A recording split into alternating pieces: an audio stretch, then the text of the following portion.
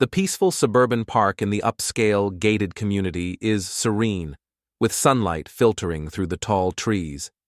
Families are out enjoying the day, children running and laughing, joggers passing by, and people enjoying the tranquility of the surroundings. 12-year-old Jaylen Carter, dressed in a hoodie and sneakers, sits alone on a bench in the park. He's sketching in his notebook, lost in his thoughts as he captures the beauty of the park on paper. His expensive sneakers and designer backpack make him stand out from the usual crowd of local children, though his relaxed demeanor suggests that he is no stranger to this upscale community. Enter Karen Montgomery, a wealthy white woman in her early 40s. She's pushing a small, yappy dog in a stroller. She walks briskly, a well-known figure in the neighborhood. But as she spots Jaylen sitting alone on the bench, something shifts in her. She stiffens, eyeing him with suspicion. Karen, muttering under her breath, "What is he doing here?" She stops in her tracks, scanning Jaylen with a mixture of disbelief and unease. Her eyes narrow as she watches him sketch in peace, convinced that he's out of place in the park. The contrast between his casual look and the community around him doesn't sit right with her. She clutches her pearls dramatically, her grip tight, and her gaze never leaving him. Jaylen notices her staring, but doesn't react. He's used to people judging him based on assumptions. He keeps his focus on the notebook in his hands, unfazed by her glances. Karen, her mind made up, strides over to him with a fake smile plastered on her face. She stops just a few feet away and tilts her head with a sense of superiority. Karen, sweetly, "Hi there, are you lost?" Jaylen glances up from his sketchbook, his expression uninterested. Jaylen, flatly, "Nope." Karen forces a chuckle, her voice sweet but laced with condescension. Karen, "Well, where do your parents live? You don't look like you belong here." Jaylen continues to sketch, ignoring her attempt to engage him further. Jaylen, nonchalantly, "I live here." Karen's smile falters, her brow furrowing in disbelief. She stares at him, then glances around, trying to find something to contradict his statement, but she refuses to accept it, her grip on the stroller's handle tightening. Karen, "Nice try. I know all the families in this neighborhood. What are you really doing here?" Jaylen sighs and opens his hand, showing her the key to his home. He doesn't need to explain himself, but her disbelief is overwhelming. Jaylen, calmly, "I live in the big house on the hill, the one with the blue gates." Karen's eyes narrow further. She scans the area, her gaze fixing on the large mansion up on the hill. A mansion that belongs to none other than the Carter family, one of the wealthiest families in town. She refuses to believe him. Karen, "Yeah, right. I'm calling the cops." Without another word, Karen pulls out her phone, dialing 911 with a sense of self-importance. The reality of the situation doesn't seem to faze her. Her mind is made up. She's certain something isn't right with this boy. And in her world, people like Jaylen aren't supposed to be here, not in this neighborhood. As she speaks into the phone, her voice grows louder, filled with a self-righteous conviction that only strengthens the false accusation she's made. Karen, into the phone, voice trembling with certainty. "Yes, I need help. There's a young boy sitting in the park who doesn't belong here. I think he's up to something suspicious." She glances over at Jaylen one more time, her eyes cold with judgment. Jaylen watches her, unfazed. He knows how this story is going to unfold, and he's ready to face it. He's been living with this kind of prejudice his whole life, and yet it still stings each time it happens. The calmness of the park contrasts with the storm that's about to erupt.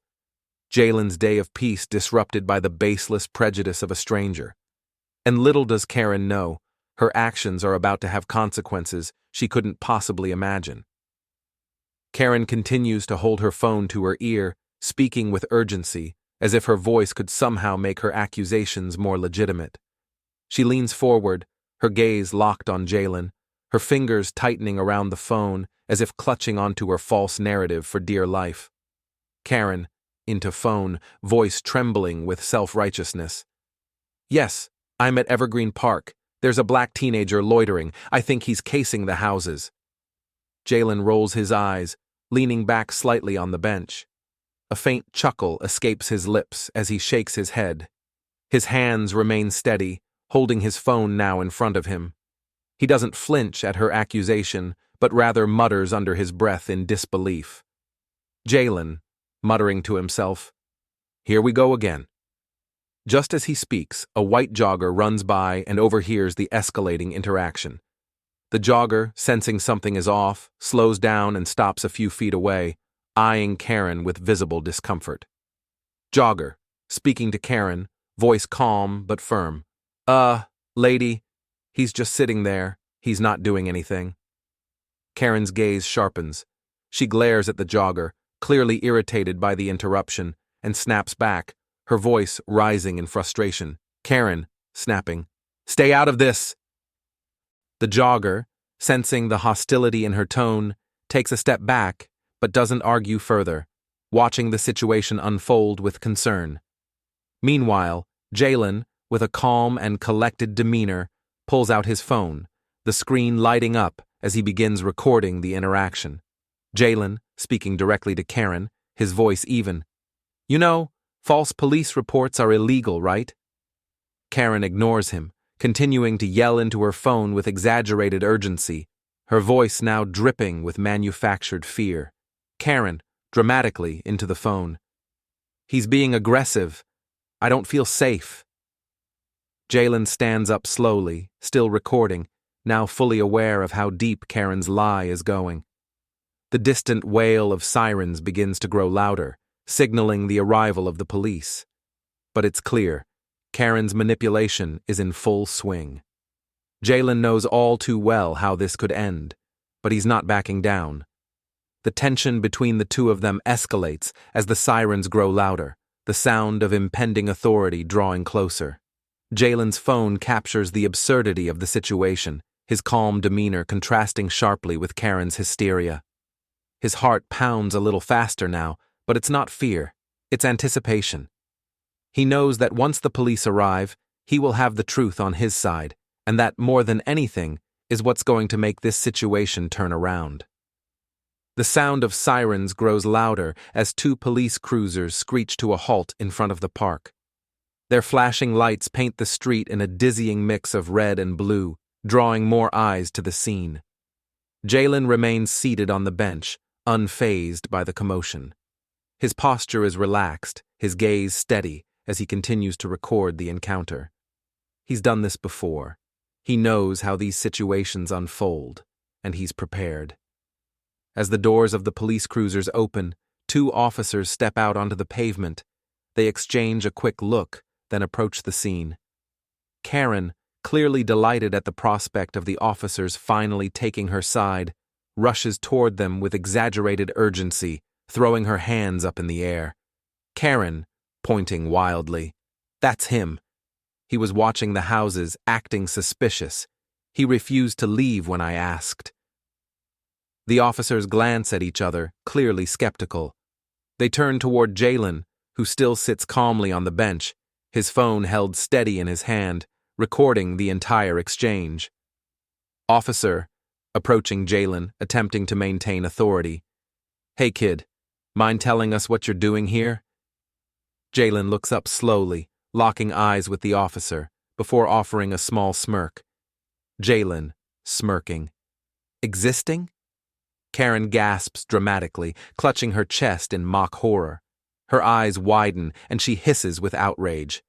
Karen, hissing, frantic. "Do something! He's being disrespectful."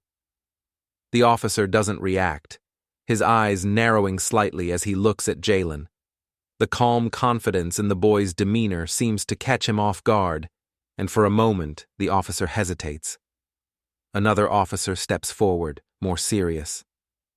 Officer 2 to Jaylen. "We're gonna need to see some ID, kid."